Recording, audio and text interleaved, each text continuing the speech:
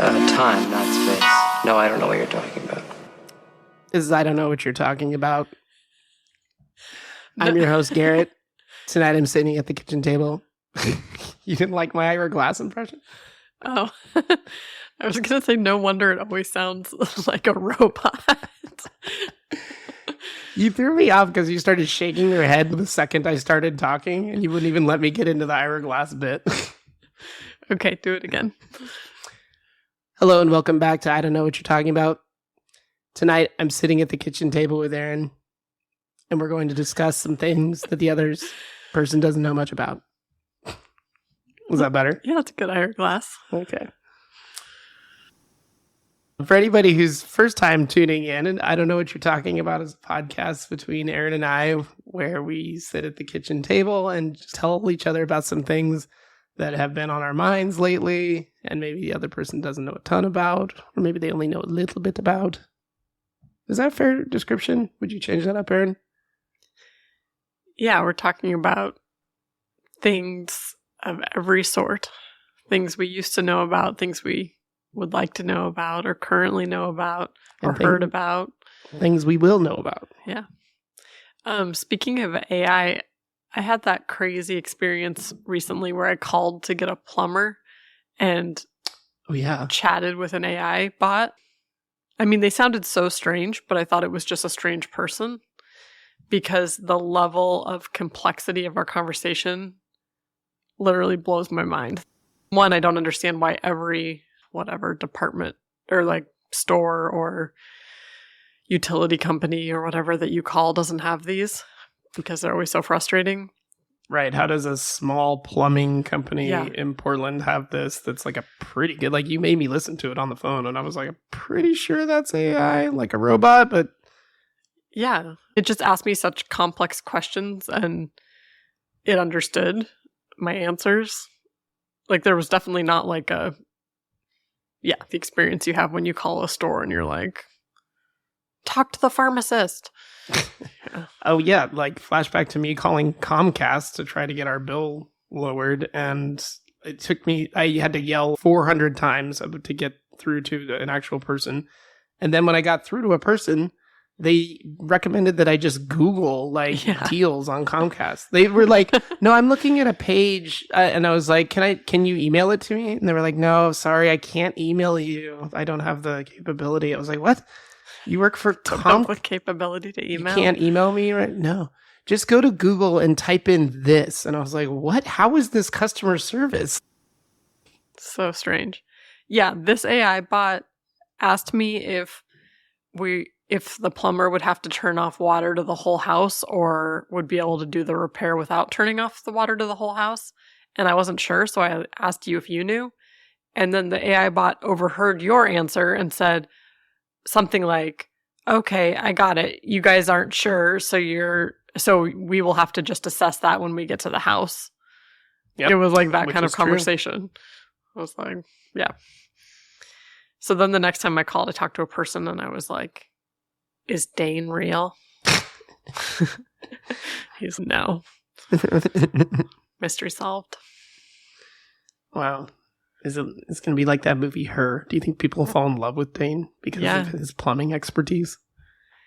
I mean, he made me mad. I was going to ask him why he's talking to me like that when I thought it was a person. Because it was so formal. I was like, why is this so formal? Calm down. It was weird.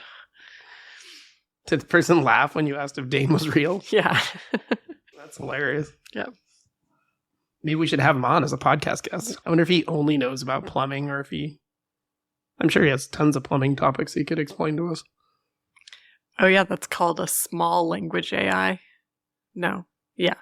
Where they're like just versed in or trained in one topic. Yeah. As opposed to Chat GPT or something that's trained in all-ish topics. Yeah. There's a large language or something. It's like large language AI versus small language, and the small language ones, like, they might be the most trained expert AI in legal contracts, and a law firm would use it for helping with develop their contracts or reviewing them or whatever. I feel like that makes sense. I would almost be into like a teaching AI for like lesson building, because all the time teachers are doing the same thing where they're just like Googling certain things and pulling from certain things on the internet. Oh, I know I want this style of problem, and they kind of hunt for it. And it would be cool to have an assistant that knew how to do that really well. Yeah.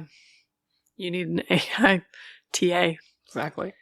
And then an AI that will also grade TAI. a TAI grade everything for me. So then we'll just eventually get into the cycle where all the kids are doing their papers and projects with AI anyway, and then AI will grade it and be like, "Great job, AI." And me and the kids will sit back. Anything. And when the kids don't have to do anything either. It's great. I saw it was funny that was like, I can't believe ChatGPT lost its job to AI. Just because that, like, they're a little bit not as... Is ChatGPT outdated now? Is it like... I don't know. There's so many new emerging AI it things is that... everywhere. Yeah. Like every company has their... A plumbing company has... Yeah. An AI as their spokesperson. I have other things to talk about, but maybe they fit well Besides AI. Besides AI. We should talk about that we just got through a little mini snowstorm. That's true. We Valentine's snowstorm. Yeah.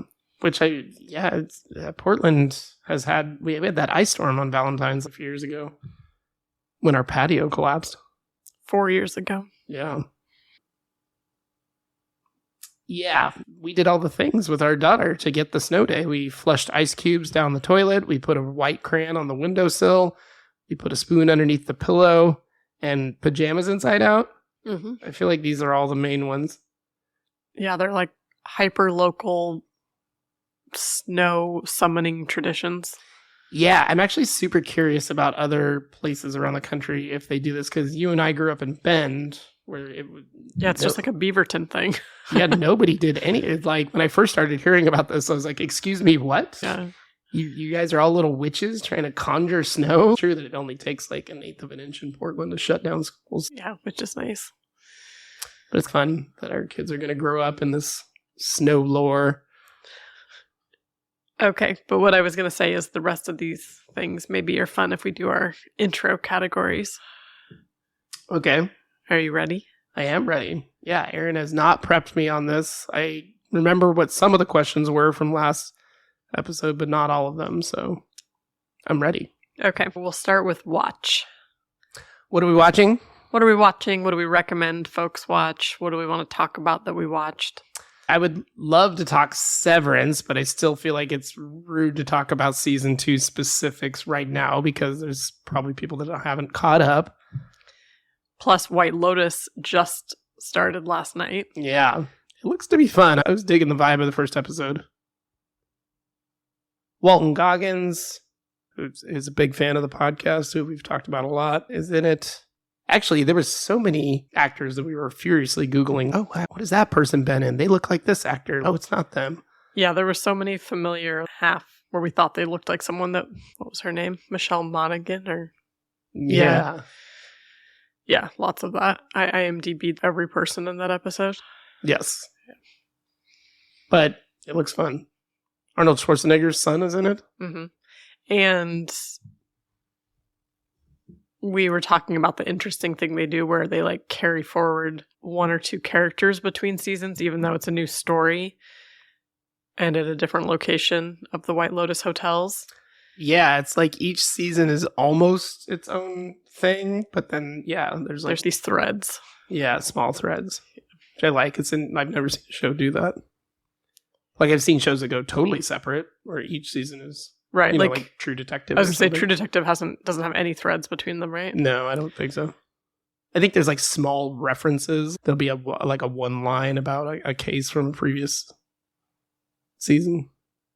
Yeah, I was trying to remember. I felt like there was something that Jodie Foster references or something about previous, but maybe I'm making that up. Yeah, but it's nothing. It's not actual big connections. It's almost like an Easter egg.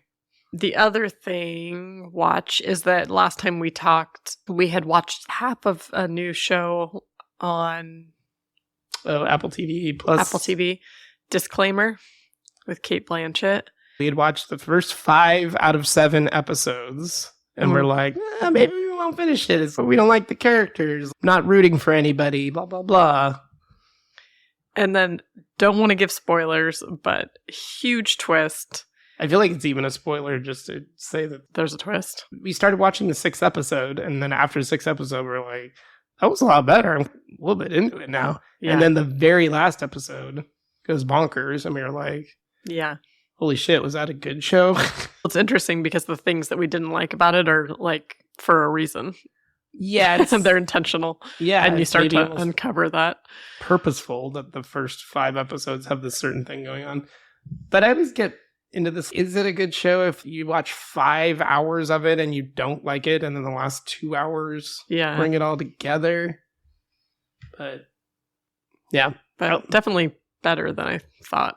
I liked it. Yeah. We watched Kendrick Lamar at the Super Bowl. Yes, we did. With your grandparents. Yeah. They wanted to know what it was about. Yeah. My grandpa's super curious. He said he liked it. He really liked SZA. He liked the whole production. But yeah, lots of questions and hard to explain to grandparents. There's a lot of symbolism going on with the whole performance, and it's hard to talk about what Kendrick Lamar raps about in general because it's a lot of things that are political and Yeah, and the layers with Drake and Serena Williams and systemic racism and our current state of the country. And that Serena Williams cameo is one of my favorite parts. Yeah. Not only because she dated Drake, but because she got in trouble for crip walking at the Olympics. yeah, will you fact check that? Sure. Yeah, she was like dancing on Drake's grave. That's how people described it. Jesus, I did not take that away from I saw some bullshit where there was an article talking about it, and there, like the comment right below it was like, Serena, you are a 44-year-old woman. You should not be out there dancing like a kid at the Super Bowl, blah, blah, blah, or something. What? Yeah, I was like, that is a weird ass take. Was it at Wimbledon? Let's see. I thought it was the Olympics. There's something she tweeted like, I wouldn't have been able to do that at Wimbledon. And then I read something about this is more symbolic because of what happened at Wimbledon related to, there was some situation. Yep, she did a crip walk during a London 2012 Olympics win. So it was the Olympics. I'm not sure if she got in trouble for it, though. This isn't a very good article.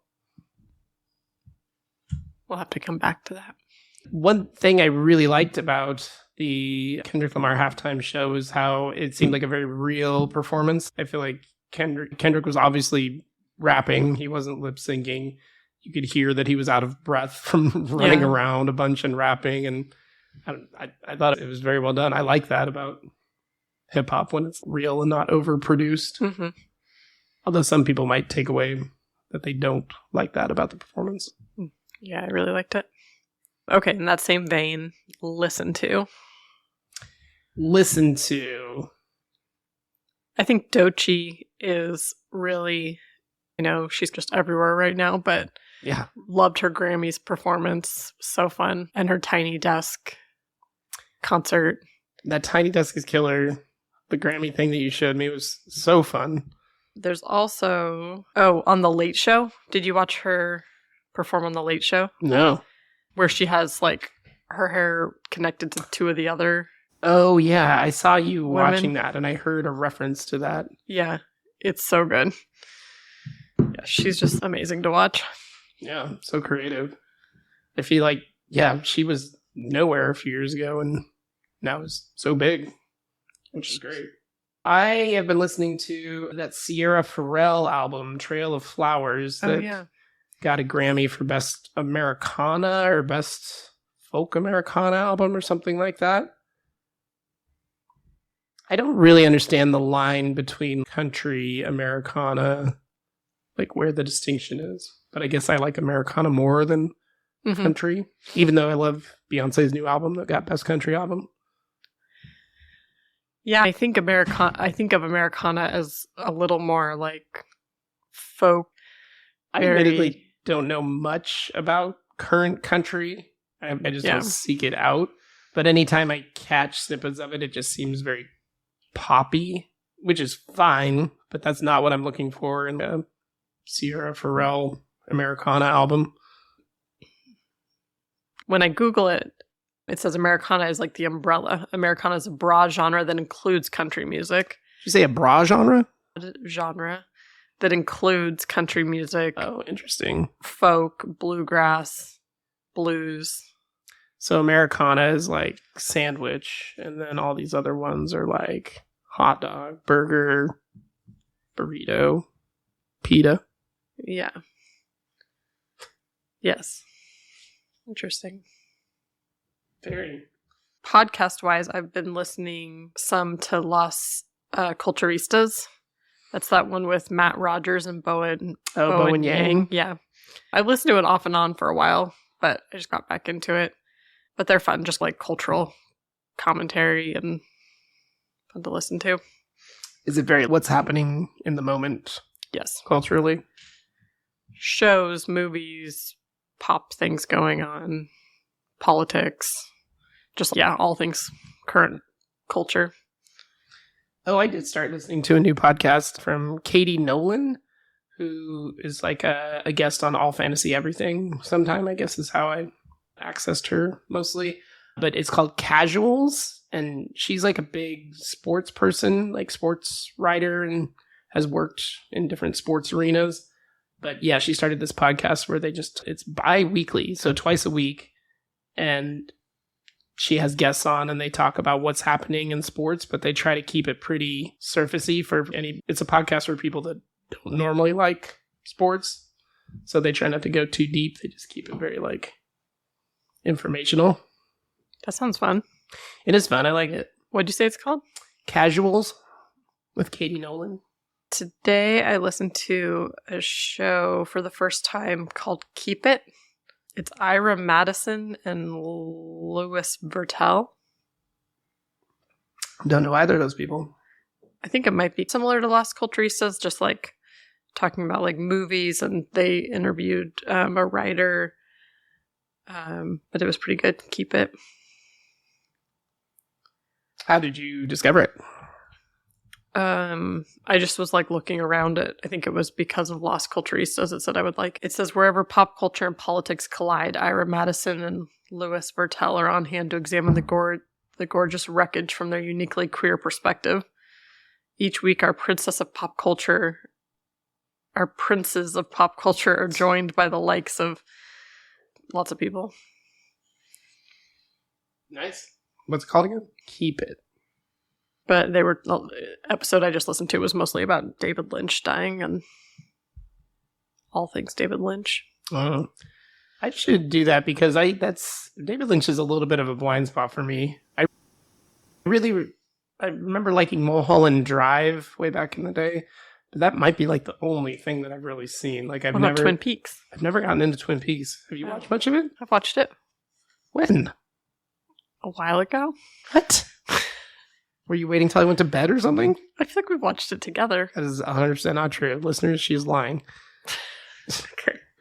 When I saw it before we were together. Okay. It's good? I should watch it? For sure. A lot of our friends are very into it that I respect their opinions about media. And you don't remember them finding Laura Palmer's body on the rocky beach? Maybe we did watch 2 or 3 episodes. I've definitely seen it all. You've seen it all? Yes, but I feel like I watched it a few times, so I also watched it with you a few episodes. Okay, I know the name Laura Palmer. I know there's a reference to cherry pie at some point, but that might be just because of The Simpsons, which is where I get most of my pop culture references. No, it's because the FBI guy that's going into town like stops at their cafe, which is Tweed's Cafe. I'm forgetting the name. Why you're checking with me? And he there's like the famous scene at the beginning where he's like talking on his recorder about notes about driving into town so that his like assistant will take all the notes down. And he was like, whatever, Susie, you have to stop at this cafe and get their cherry pie. It's out of this world. We've been together for over 20 years. And I think I've maybe watched the first 2 episodes with you. I feel like we watched it together. This is not true. And I would not say I'm a huge Twin Peaks head. I've seen it a couple times. Our friend went to that cafe recently. Yeah. Where is the cafe? North Bend, Washington. Oh, yeah, it takes place in the Northwest. Yeah, I should probably do a deep dive on David Lynch at some point. Although I remember not loving the ending or something of Mulholland Drive because I feel like it didn't make sense, like the timeline or the characters being in the same place at the same time or something like that, and then debating it with somebody for a long time and just coming to the opinion that it's just art. You can't judge it too harshly. It's not like a linear movie. It's like artistic expression, which frustrated me. The 1984 Dune. Oh, you're talking about David Lynch things? Mm-hmm. Yeah, I know that he's famous for a lot of things, like that Dune and what is it, Blue Velvet? Mm-hmm. Fire Walk With Me, which might be a Twin Peaks movie. I only know about it from listening to that movie podcast where he comes up quite often. Okay, good combo. Erin's just Googling David Lynch now. What's the next question on your list? Eat. What have we been eating? Still waffles. Yeah. Quite I a feel bit. like the recipe keeps changing. Yeah, it's nice to like throw all kinds of things in it, like with different. I put buckwheat flour in them a lot, so there's like lots of fiber and einkorn flour. Right now, I've been doing a quarter einkorn flour, a quarter almond flour, a quarter buckwheat flour, and a quarter cornmeal. Is that 5 quarters? No, that's 4.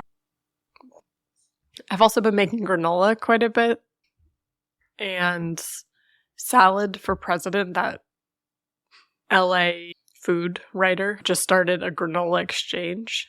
What? Yeah. You just put your name in Oh. and your address, and everyone said, and then you get paired up with someone. And you just swap? You just Fun. mail them your granola and they mail theirs. Fun. Do you think we should do it? Sure. Love granola. Yeah. That'd be a fun idea for a potluck or a party or something like that, where you make 8 batches or bags of granola and then you all come and Oh, yeah, that'd be fun. swap, so you leave with 7 other different kinds of granola. Ooh, yeah. Ooh. Ooh. Granola party. Getting wild. I've been making this goji berry granola that's really good. Nice. You've had it. This is news to me. You like Twin Peaks, you make goji berry granola. Twin Peaks is right up my alley. What do you mean? Thriller murder mystery show. Are these spoilers? I don't know anything about this show. Oh, sorry. Actually, I do know that Laura Palmer died. The other thing I want to mention for our local listeners, Which a lot of them are. yeah, the majority, is, when we were eating Pizza Cat recently, I was thinking, do the people we know how good Pizza Cat is? Shout out Pizza Cat. So I'm taking this opportunity to mention that. But I can't say that without also mentioning Gracie's is probably the top pizza place in my Pizza Heart. And then I think Pizza Cat might be second. And then Demo's might be third. And then Scotty's. So the 4 of those top rung pizza. But Pizza Cat and Demo's both have Rosa pizzas, or like marinara style pizzas. Oh yeah, like red pies. They're Yeah. real good. They're just like really good marinara, amazing oregano and olive oil, and like microplaned garlic and fresh basil, and the chewy dough and all of that, and like maybe some chili flakes. Just like such an what's the word I'm looking for? Like An underdog. Yeah, just I don't think anyone would see that on a menu and be like, I'm going to order that one, but it's so good. I love that those are not trying to be a non-dairy pizza. It's Exactly. not like, we put cashew cheese. No shade on those. I love those pizzas as well. But they're like, no, this is like a different thing. It's just a rare. It's just a traditional. Like, just a red pizza. sauce. Yeah, bready. And it's like it's so delicious. Yeah, and Pizza Cat is such a cute place and like cute date night spot. But yeah, their pizza dough is amazing. Yeah, I think the common thread between all these places is that their dough is so like chewy, crunchy, real good. And Pizza Cat, the red pie or like marinara pie with their vegan ranch. I don't even remember what they call it. It's called like cool herb sauce or something. Cool herb sauce. Yeah, but it's like this really dilly ranch-like sauce that's so good on the red pie. Yeah, no, it's delicious. I think the only pizza that I would maybe add to that list is red sauce pizza, even though it's been a while. But they turned me on to that classic combination that I see on every pizza menu now, which is the pineapple jalapeno pepperoni. The It's Me Nummy. They were the original. Yeah. First time I had it. Plus I just love their whole vibe there. Oh yeah, the best people. And then the other local thing to mention is a new restaurant that just opened, or a new fast food restaurant that just opened in a McDonald's. Oh. We haven't been to yet, but called Face Plant. It's like a vegan or vegetarian. I think it's all plant-based. Yeah, it's all plant-based. I think it might be just vegan. Yeah. Opened in Southeast somewhere. And just like burgers, fries, milkshakes, but all plant-based. And it's like a Molly Baz project, right? It's a guy, it's this other guy's project, but he hired Molly Baz for menu design. Oh. Or menu testing, recipe testing. Interesting. And she took 3 years to help design the menu with him. Wow. I just read about it. Yeah, I think they had a soft opening this last weekend, but then had to close because there was a leak in their roof. Oh. So I don't know if they're open yet. Might be getting some wet plant-based burgers. Drink. Water. Same. I was really charmed by the maker wine people recently at a event we went to.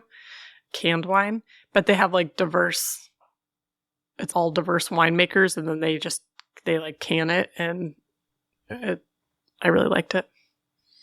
Yeah, no, I liked their chilled table red in a can. Mm-hmm. Probably the best wine in a can I've had. Wow.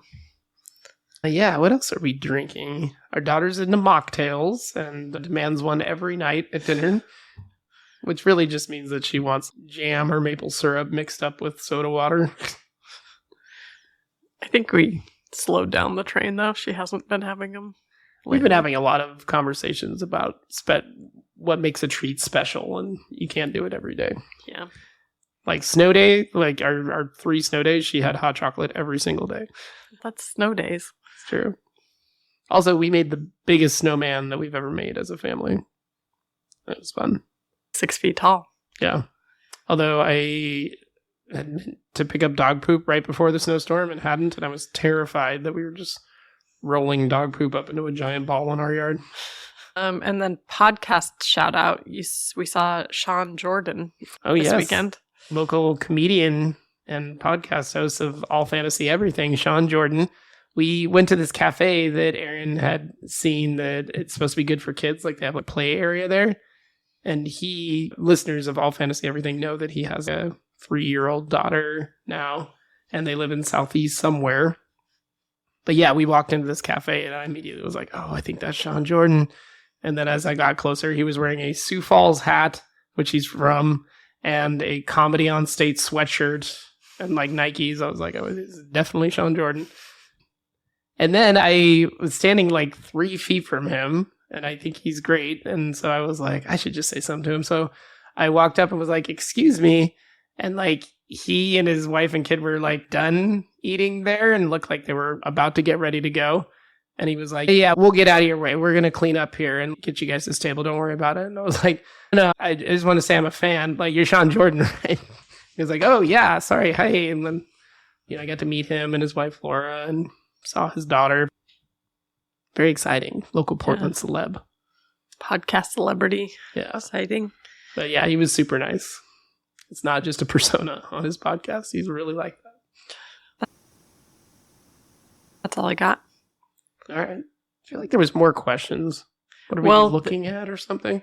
Yeah, looking at. Did you ditch that one? No, we could add it. Also, there's read, but I didn't have anything new for that one except that I've been reading the Mo Willems Pigeon kids books. I understood some of those words. They're the pigeon books. They're kids' books. And so they're like, pigeon needs a bath. Pigeon wants to ride a roller coaster. Pigeon wants a puppy. But they're by Mo Willems as the illustrator and the writer. Really cool illustrations. And the color palette is like mid-century or something. Just like the very interesting colors. Like greens and golds or something? Yeah, it's all different colors, but there's the tone is very 60s or something. But our daughter loves those books so much. She's now memorized like the 3 that we have right now and is like reading them without reading them each page. We've read them so many times, but they're fun. Nice.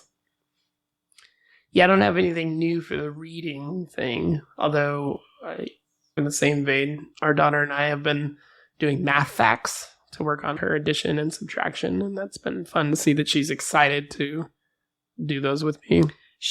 I was surprised that this morning she woke up and asked if you guys could work on math. Yeah, she requested it. I was like, yeah, anytime you want, let's do it. Yeah, it's cute. Yeah, it's funny getting at those super basic concepts. We all take for granted that we know 8 plus 3 is 11 because it's almost just memorization at that point. But trying to give her strategies to be able to do that without, because I've caught her a couple times where she doesn't know it right away. So she'll put out like 8 marks and she'll be like 1, 2, 3, 4, 5, 6, 7, 8, and then put 3 more and then count them all up. Mm-hmm. And I'm like, okay, I guess we can start with the bigger number. Just say that you've already counted to 8 and now we're just going to go 3 more up. So the next number would be 9. That's 1, and then 10. Although we encountered something where she was like, oh, I was counting the 8th number as like the first one. And I was like, oh no, you have to think of that as like the 0th number. And then 9 is the first one past 8. So it's complex. Yeah, it's definitely. They're doing a lot of timed things at school. So it's good to. I've always read that is not good. No, I agree. But it's good that you guys are working on strategies that will take less time. Yeah, I, through my years of education, have learned or read or been told that competition is no good in a classroom. Like, just don't do it. And also the speed factor is not realistic, or it's not a good measure of how good you are at math, that you can do them super fast.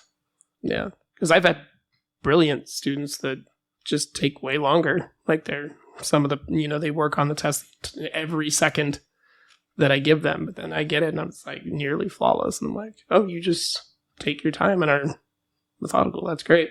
Yeah. It's not a race. Life's not a race. Oh, I have one more for watch is that our daughter and I went and saw the Dog Man movie. Oh, yeah. Big night out at Regal Cinemas. Yeah. But we've been reading those kind of comic book style books, graphic novel. Maybe it's just a comic book. I don't know. And they're fun. So it was fun since we've been reading them together, to see the movie together. And it was a good movie. Nice. How many stars out of 5 would you give Dogman? I mean, in like its own genre. Like, it was really good for kids. That kind of leads me into my next question, because I feel like I've become a connoisseur of kids' movies that are also pretty fun for adults to watch. There's some kids' movies that are just not enjoyable. Yeah. And other ones where I'm like, oh yeah, I'll watch Moana. There's like enough good humor and storytelling that I enjoy it as well. There was definitely adult humor in it, or things that would go over kids' heads. So that's always makes it more fun. And the premise is that it's a cop and a dog were in an explosion, and the dog's body was destroyed and the cop's head was destroyed. Yeah. So they just fused the cop. It sounds like a joke, I know, I tell. Yeah. But they just fused the dog head on the cop body. And then they make Dog Man. Yeah. And the dog was super smart and the guy was dumb. Yes. But brawny. Yes. So now it's the best of both. Wow. So now he's a super cop. Yeah. The whole premise is related to the cop getting the bad cat, Petey. But Petey was actually, like, good in the end. Yeah. He does bad things. I like it in kids' movies where the bad guy is relatable at the end and kind of Yes. learns a lesson. He does. Yeah. As opposed to a Toy Story 3 where Lotso gets strapped to a truck for the rest of his life. I know. Yeah. I didn't like that. I will talk as much shit as you want on Toy Story 3. I know, and the other three are so good. Yeah. Yeah, no, the character is more complex and likable. Nice. So how many stars out of 5 you want to give it? Give it a 3.9. Okay. Wow. Not to the 10th place. Wasn't expecting that. In its genre. Yeah. Okay. It's not like I would put it in my top movies or something. Would you put it in your top kids movies that are also fun for adults to watch? Maybe if it was like top 10. Should we do a draft sometime? Yeah. I would love to. I've been training for years. Yeah, I know it would be probably pretty far down the list. I think it was just mostly fun that we'd been reading them, so I knew the stories. And then it was definitely like an entertaining movie. All right. Also, I had a can of wine. Oh yeah, Erin texted Vino me Verde. out of I hadn't heard from her in an hour and a half or 2 hours. All of a sudden, just, do they pat you down when you go into the theater? I was like, what? Are you bringing a gun? What's happening? Yeah, we stopped and to get a special candy, and our daughter wanted jelly beans, and so I also grabbed a can of white wine, Vino Verde. Shout out Jenny, Dub too, probably all my friends. Shout out to all the Vino Verde lovers out there. Yeah, This story goes out to you. our friends. No, I'm including everyone. Yeah, I just said my friends, but it's 'cause I was my thinking friends too. Oh, but then I got really nervous about taking those things into the theater, so I had them like in my inside pocket of my jacket instead of in my bag. And they didn't even look at my bag or even look at our tickets or anything. Yeah, things are pretty lax at the old Regal Cinemas out in Beaverton. Yeah. How did you love those chairs though? Oh, yeah. I did. That's such a great advancement in our society that we're not sitting in an uncomfortable theater chairs anymore. Yeah. Should we move to our topics? Yeah. All right. So we have each brought a topic to the table tonight. Then the other person doesn't know what the other person's going to talk about. We usually engage in a game of rock, paper, scissors, and we throw on boom, shoot, best 2 out of 3. Winner gets to choose who goes first. All right, ready? Erin crushed my scissors with her rock. Oh no, she scissored my paper. Is this exactly what happened last time? No, you rocked me last time, right? I rocked you. Yeah, I thought you might try it again. Shit. I'll go first. Great. It's the way I wanted it anyway. Perfect. Yeah, I'm glad we're both happy. Go ahead. I don't know what I'm doing with picking for this show, but I'm going to get to a good rhythm someday. But today I was thinking about how I love thriller movies. Oh yeah. Favorite genre. But there's so many thrillers I do not like. And there's so many types of thrillers that don't fit within the ones I like. Yeah, you like a certain subgenre of thriller. Yeah. I started thinking about what those are and why and what some of the common characteristics are. The ones that you like or don't like. That I like. Okay. To try to piece together this Transportation thrillers. puzzle. Yes, that's one. Or is that but more of a joke these days? We'll get there. Oh, sorry. So, but I picked like a few movies that I like and tried to think about all the elements so that we could talk through All right. those thriller movies. Also, I'm realizing that some of these I wonder if some would argue are not thrillers as I'm saying this. I'll be the judge. Okay. Yeah, let's just start right there with the ones that I'm mainly going to talk about are not transportation thrillers. But Okay. that has been a joke because of Con Air, The Fugitive. The Fugitive, Air Force One. Air Force One. There's another one. But yeah, those are the big three. Yeah. There's Die Hard, but that's not transportation, but it's similar to Air Force One. But yeah, I think that is a category, like Air Force One is a good example of, that Die Hard Air Force One style thriller. I really like those. The one man against all odds has to outsmart the It's group the of bad outsmarting. guys. Yeah, you love an outsmarting for sure. Yeah, they have to be smart. Yeah. And that is a theme that when I went through some of these other thrillers that I'll talk about, that there has to be like smart twists and plans, but maybe I'll come back to those ones. So the first one I want to talk about. So I want to talk about Parasite. Oh yeah. Knives Out. Yes. So far. Get Out. Okay. Panic Room. And then I have a few other categories of things that I won't talk like as in depth about, but they're some of those categories, like some sci-fi thrillers that I like, some horror thrillers, which there's like a very fine line there. Only a few that I like, but that's where like things like Red Dragon would go, but those are a little too much in the horror category, which I don't usually. But Red Dragon does have your outsmarty the bad guy exactly thing where they figure out that he works at like the videotape plays. Mm-hmm.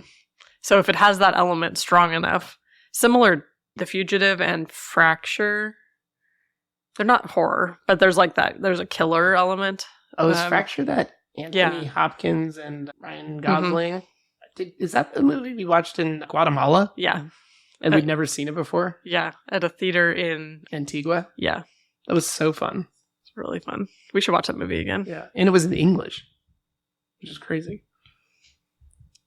Okay, but we'll go through. So I was finding a lot of like common themes in these as I was going through, but like Parasite, I think it's almost like a heist movie a little bit. There's like this like complex plan of all these different parts that have to come together. Mm-hmm.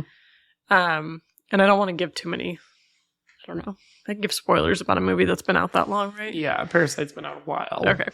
First of all, Parasite has just like all the interesting like visual elements, color, lighting, like just very like interesting to watch and look at. Oh yeah, it's shot so well. It's beautiful. Yeah. It's director Bong Joon-ho. Yeah, this whole like sensory experience, like even like where the family lives in the beginning, and then them at the rich family's house. But yeah, kind of heist has a smart, complex plan. Kind of heist has a smart, complex plan that like all the pieces have to come together, and just so intricate and smart, and like where you're like having to figure out what's going on along the way.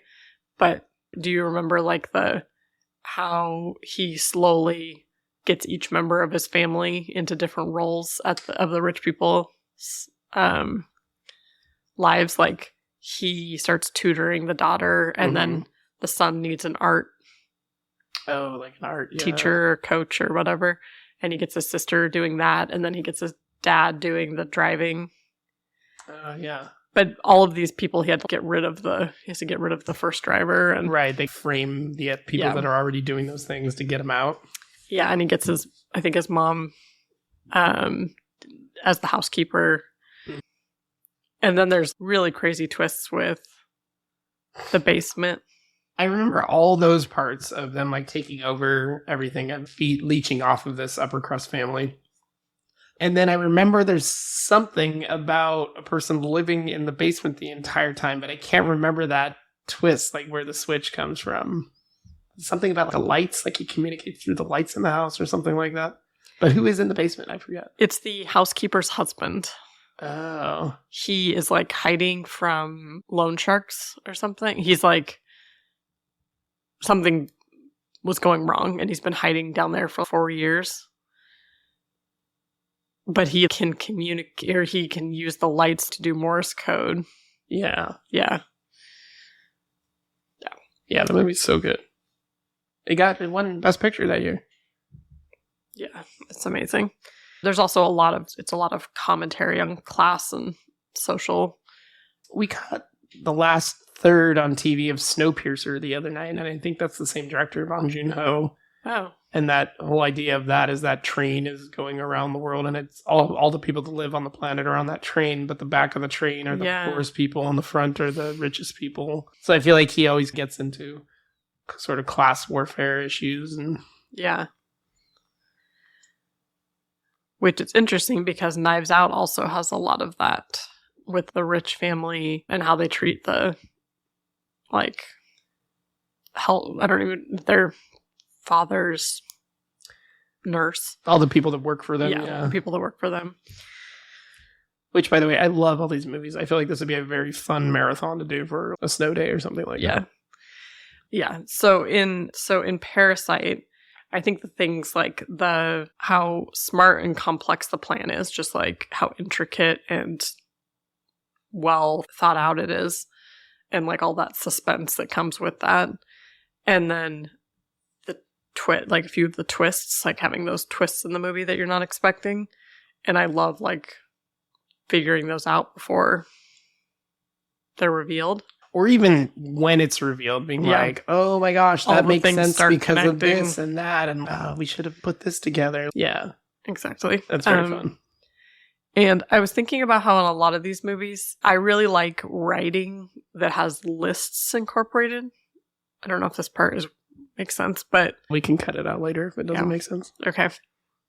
I like writing with lists. I like poetry that's list poetry. I've written a lot of things that are like lists. In a lot of these movies, I feel, and maybe this is like a good transition into Knives Out, it's almost like it's like that structure of this describing the sequence of events like this. It's very factual. Things we know. She administered the shot at this point of the night. These people were in the house. Yeah. He was wearing describing all these moments in these almost visual list structure. Yeah. Knives Out, that part of it, the Knives Out, the way that it's structured with going through the sequence of events and like telling the story, the detective, and just having that murder mystery. It's Clue, the movie. Oh, I love what's his name as the investigator in that with his ridiculous accent. Yeah. All the characters in both these movies are like kind of extreme or like caricatures or something. They're very, But yeah, in Knives Out, there's like describing that whole sequence, that like murder mystery structure, and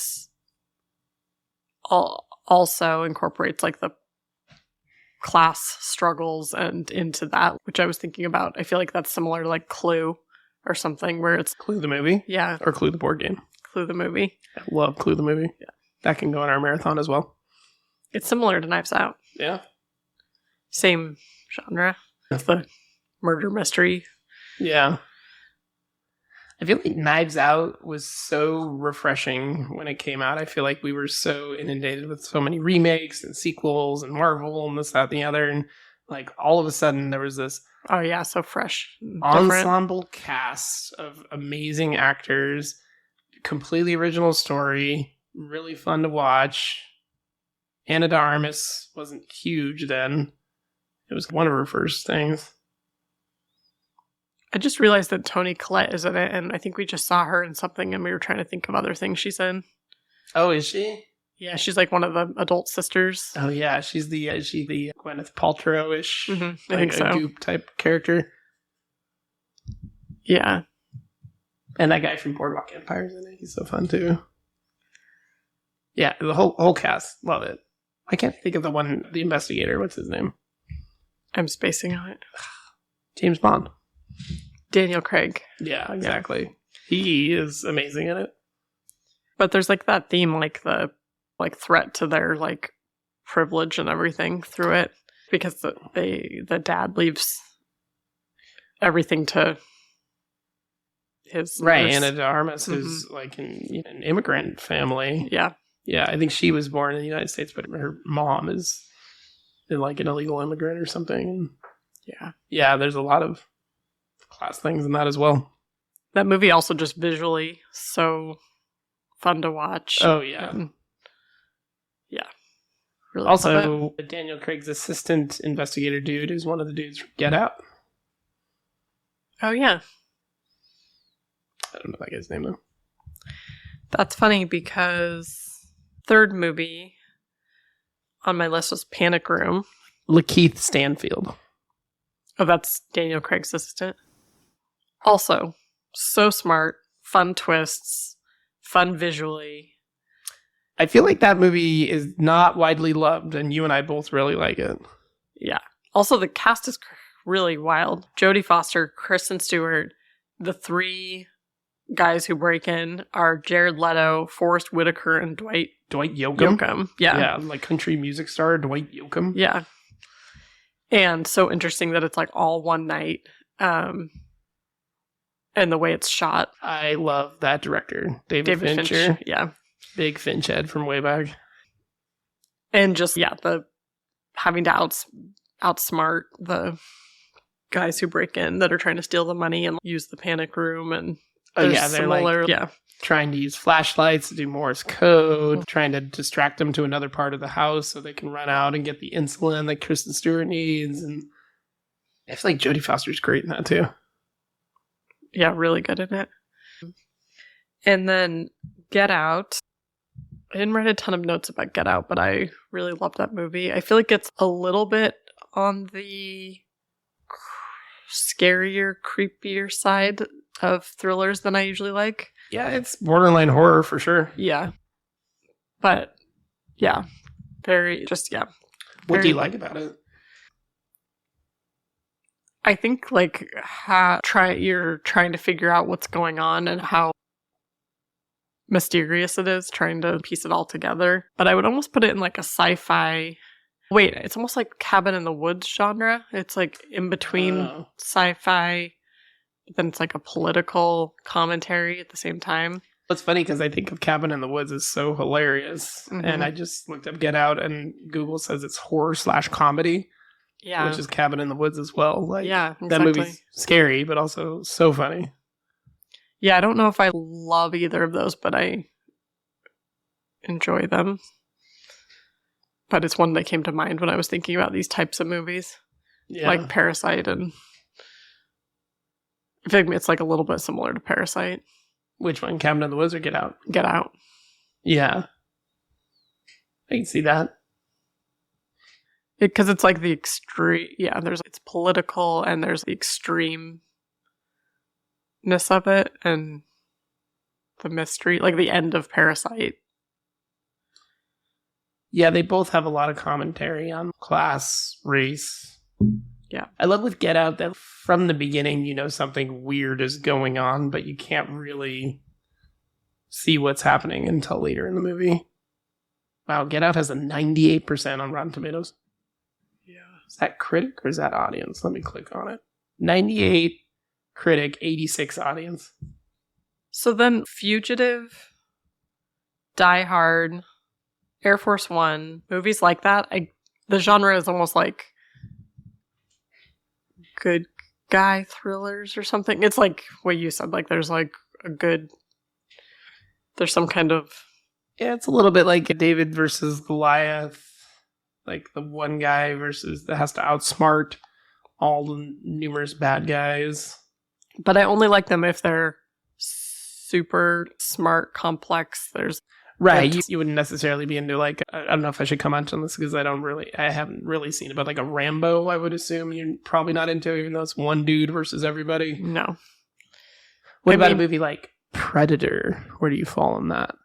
I like Predator. I like Predator, but I haven't seen that recently enough to comment on that part of it. There's definitely maybe just like one or two things where like Arnold has to like smear mud on himself so the Predator can't see him because of the heat seekiness. No. Die Hard's already a little bit on the line of not smart enough. Right. There's some elements. Like where he hands him the gun with no bullets in it? Yeah.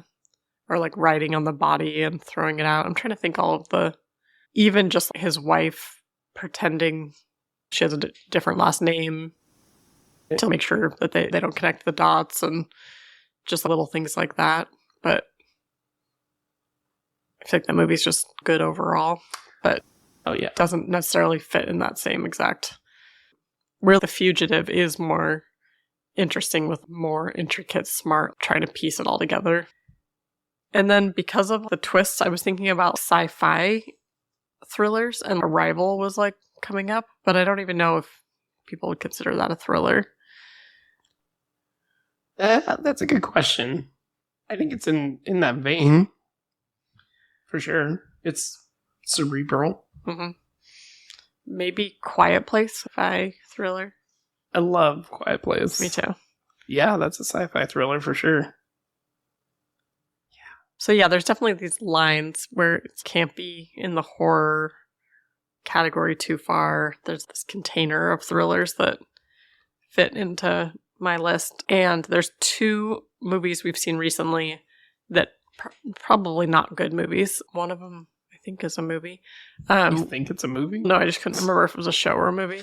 But Juror number 2 and The Carry-On. I can never remember the name of that goddamn movie. I'm always like, airport security movie? Yeah, I think it's called The Luggage or something. The Carry-On, I am not here to recommend to people. I know it's not a good movie. I saw someone ask if that was written by AI or something, but probably that is why I enjoyed it, because it's like a very formula, smart thriller where someone's trying to outsmart the right person, figuring out the crazy ways that they can do that.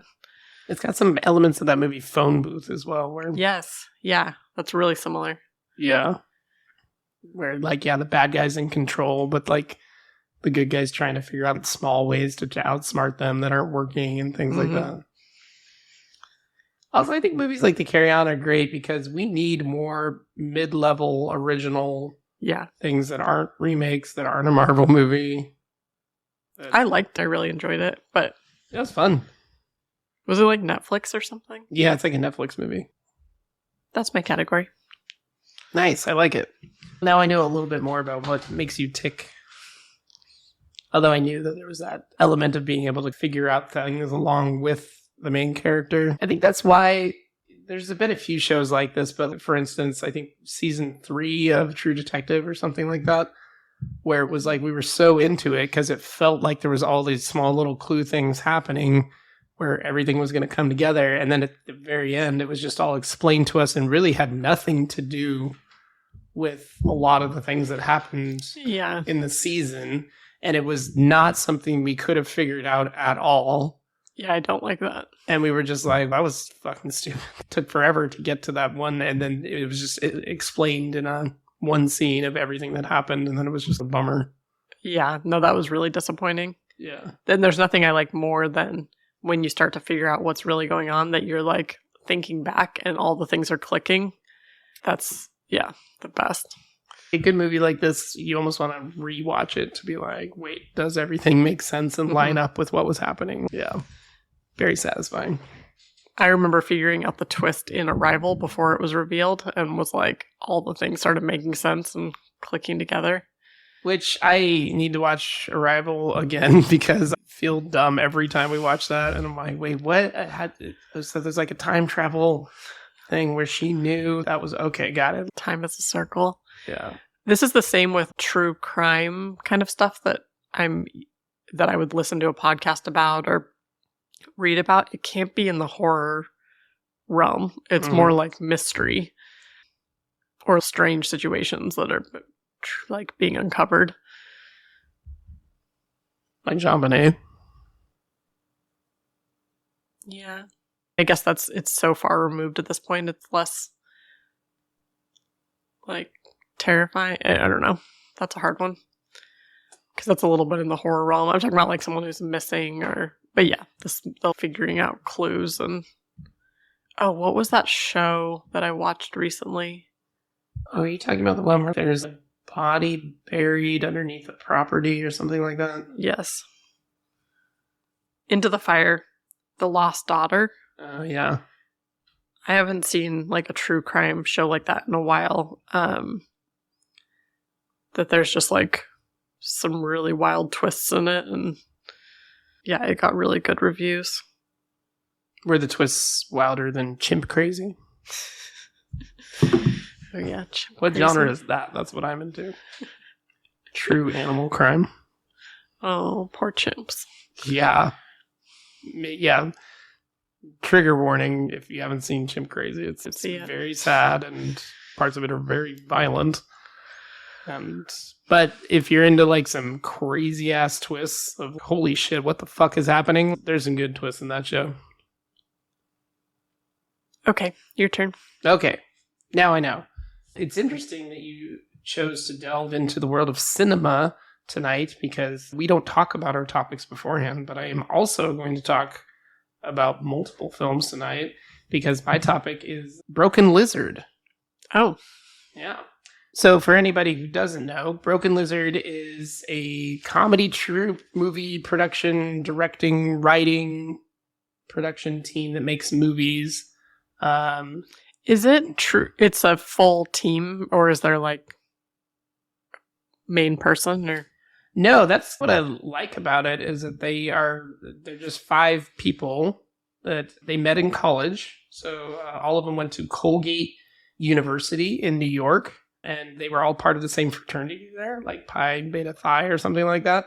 And Beta Phi is not one of them. But yeah, one of them wanted to do like an improv comedy show or something like that and just roped his 4 friends into it. And they started doing comedy shows there under the name Charred Goosebeak, which I guess still to this day, like there's a Charred Goosebeak show that still goes on there that they started. Wow. There's different members now. That's fun. Yeah. So the 5 of them that met at this Colgate University are Jay Chandrasekhar, Kevin Heffernan, Steve Lemmy, Paul Soder, and Eric Stolhansky, which I didn't really realize. I went to research this topic, but I didn't really realize that I know those names off tops. I don't have to look them up. Like I can tell you who the 5 members of Broken Lizard are. Wow. I've been like a fan since Super Troopers dropped. I was working at Regal Cinemas when Super Troopers opened. It was 2001. And it was so funny and so unique. Wait, was that their first? No. They actually did one movie before that called Puddle Cruiser. So Puddle Cruiser was shot completely at their college, but it was after they graduated, maybe like 3 or 4 years after that, and it was completely self-funded. They raised the money for it. They shot it at their campus, which I've seen Puddle Cruiser, and it came out in 1996. It seems like it was mostly at film festivals and things. It wasn't widely released. Super low budget. Is it good?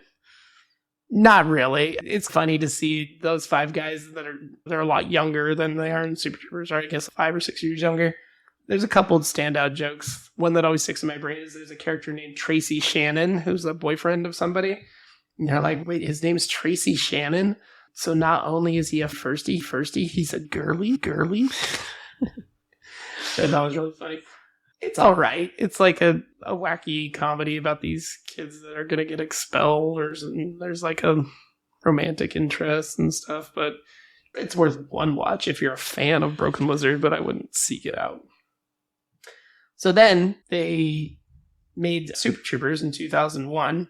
I did want to go back and say that all of them, after they graduated Colgate University, were living in New York City and decided to start doing improv comedy at clubs and things like that. And then the name Broken Lizard was just Jay Chandrasekhar came up with it on a whim. They were almost named Chocolate Speedo, and they went with Broken Lizard instead. It's better. Yeah. There's some jokes about it being like about erectile dysfunction and stuff like that, but all of them have said it's really like it was just random words that they came up with.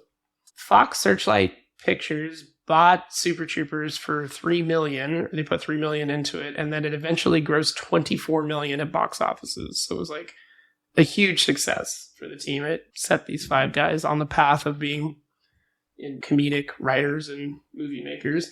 Super Troopers on Rotten Tomatoes has a 36% critic score and a 90% audience score. Wow. Which prompted me to Google other films that have a crazy that difference. Big of a gap, yeah. A gap between the critic and the audience. Boondock Saints was another one that's a very low critic score and a very high audience score. I'm not going to ride hard for Boondock Saints or Super Troopers being amazing, but I thought that was interesting. I also found a lot of movies where the really high critic scores and really low audience scores. Some of the newer Star Wars movies fell into that range. Yeah, Brian Cox was in Super Troopers. He plays their chief, which is maybe one of the first times I paid attention to Brian Cox. And it's funny that he's in that because he's like a really classical, like stage Shakespearean actor. Mm-hmm. But he actually asked them if he could do the movie because he wanted to do something more like he wanted to flex his comedy skills, his slapstick and stuff like that. But they originally had been trying to get Bill Murray to be the chief of the station, which would be different. Yeah. I feel like I think Brian Cox is good in it. In that he's role. better, right? Yeah.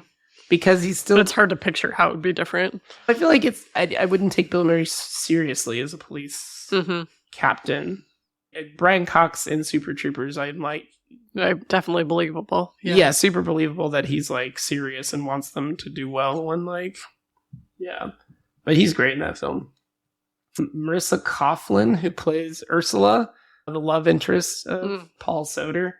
She got hired on the film because she does this impression in the movie Teaching Mrs. Tingle. She does a one-person routine of The Exorcist. She does an impression of the whole scene from The Exorcist. And I watched it on YouTube and it's pretty good and funny. But then I was like, Teaching Mrs. Tingle, I remember this. And I looked up the plot, and Teaching Mrs. Tingle is about some kids that are like really straight A students that are college bound, but then they have this one teacher in the school that gives low grades, and so they decide to abduct her and tie her up in her house. And yeah, it's like a crazy comedy. But I was reading and I was like, what the fuck? Crazy. Wait, but that didn't really happen. No, that's a movie. Right. I was confused. On a confused. true story.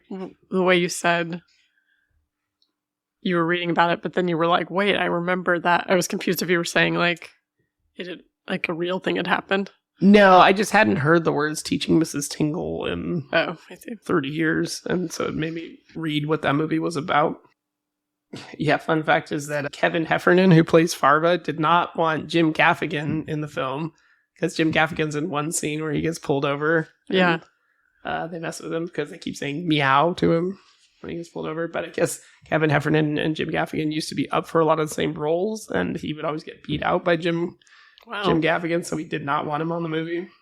What other movies is Jim Gaffigan in? He's had like small bits and little things. I can look it up in a second. That opening scene in Super Troopers of them getting those three boys getting pulled over and having to eat all the mushrooms and stuff like that. Yeah. Was inspired by a true story that happened to them, that they were all going to a wedding in Canada and got stopped at the border for a joint or something like that. And some dude ate 10 men's worth of mushrooms because he was scared my God, that they were going to get caught. And I guess he was high for 2 days. Like, that is wild. That sounds awful. Yeah. I would die. Yeah. I guess the whole inspiration for the film was that Steve Lem and Jay Chandrasekhar used to get pulled over so much when they were driving around, and they thought when they were like high or had weed on them or stuff, that they thought it would be really funny if cops had a sense of humor about it and decided to mess with them a little bit. And that's how the film came about. Also, do you remember the syrup chugging scenes? Oh, yeah. They originally were using iced tea to replicate the syrup, but it didn't look right. It didn't have the same viscosity on camera, so they switched to they were actually chugging syrup in those. I feel like they could have added like cornstarch to iced tea or something. I kind of love that they tried iced tea and then Jay Chandrasekhar was like, nope, real syrup. No other options. Wait, do they do something with ketchup too? There's a joke about it, a funny joke where Ursula, the lady cop, goes to put syrup on her pancakes and it's all out. She's sorry, they drank it all. I should have ordered hash browns, and he's good thing they weren't chugging ketchup if you had ordered the chat. So my thoughts on Super Troopers is that I feel like it's great. It's awesome. I love that it bolstered their careers and they made so much money. But I feel like the third act, like the back half of Super Troopers, gets a little flat, and like I don't really care too much about the whole, that the cops are dirty and bringing in weed from Canada. That plot line is flat or something. I feel like I barely remembered that when we were talking about the movie. Exactly. I feel like it has issues where it's like, I don't really care. Like, I feel like there's so much good comedy. Like, the first half of Super Troopers is incredible. Like, classic jokes that people recite to each other. And there's still good humor in the second half, but it's when you need to be invested in the story. And so I ride harder for their next thing that they did, which is Club Dread. Oh, yeah, I know. Yeah, you know this about me. You know what I'm talking about, Erin. Club Dread cost $8.6 million to make and only made $7.5 million. So it was a box office failure. I love that Bill Paxton was in it as Coconut Pete. Apparently, he was supposed to be like a Jimmy Buffett type character. I love that they played this movie for Jimmy Buffett, and he loved it so much he asked permission to play some of the songs from the movie on his tour. So wow. They gave Jimmy Buffett permission to play the songs that they wrote parodying Jimmy Buffett songs. That's funny. Yeah. It's a good movie. I'm just curious why it failed. I feel like sometimes that's just like timing and what else has come out. And right. There's so many factors of what it's up against at the box office. And But I feel like I talked to a lot of people who are shocked that I like Club Dread maybe a little bit more than Super Troopers. And I feel like pound for pound, like jokes per capita, like Club Dread is better. I feel like I would love to go sit down with somebody where we write down all of our favorite jokes in order from Super Troopers and Club Dread and just go back and forth. What's the best joke from Super Troopers? What's the best joke from Club Dread? And just keep going down the line. I bet. So it just has a denser joke volume. I think there's better and more comedy. And through my research in the last couple of days, Broken Lizard themselves said that Club Dread is their funniest movie in their opinion. Wow. Out of all of them, that they like how it came out the most in terms of the comedy.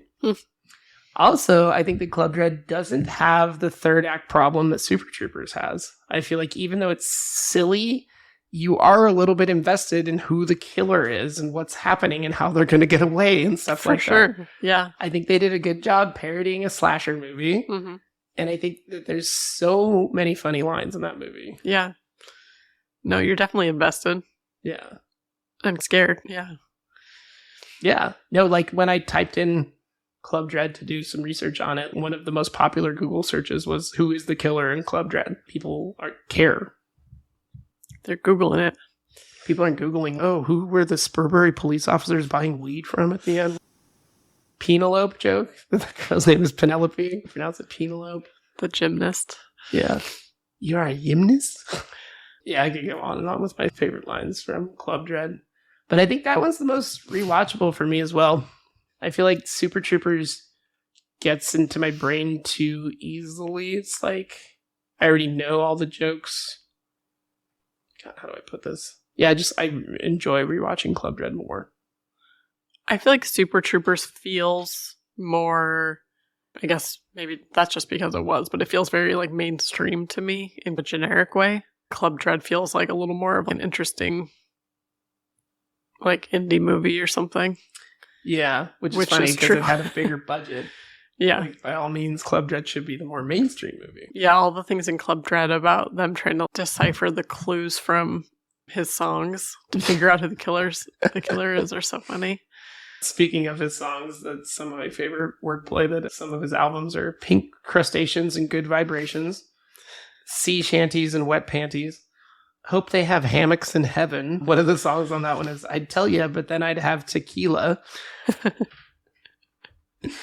Also, the jokes about the actual songs in the movie, Pina Colada Berg. Yeah. Where that girl's play Margaritaville. I think you're referring to a little song I wrote called Pina Colada Berg. Excuse me. A little song that was on the map 8 fucking years before Ponytails Cocktails. I sing that song. On the regular, yeah. After that, they did Beer Fest, which I guess that idea for Beer Fest, which is about like a international beer drinking competition between the countries, like an Olympics for beer drinking. The idea came because they were promoting something in Australia and they were at a beer garden and they challenged these Australians to their top 5 beer drinkers to a chug off on stage, and the whole place went wild. And they did a chug off and they won, and then they challenged everybody to arm wrestle and stuff like that. And they were like, this would be a great idea for a movie. Oh, and they had to leave that beer garden because Steve Lemmy insulted Russell Crowe at some point, which is a Australian favorite actor. Then The Broken Lizard did the Slammin' Salmon, Oh.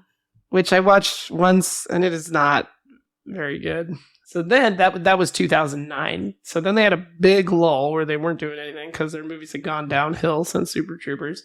But then they said that they wanted to make Super Troopers 2, but no movie companies, they were like a little bit cautious about putting money into it. So they decided to crowdfund it. And within the first 24 hours, they got $2 million on a GoFundMe to fund this movie. They ended up getting $4.7 million overall to fund Super Troopers 2, which at the time was the most had ever been raised for a movie from a crowd.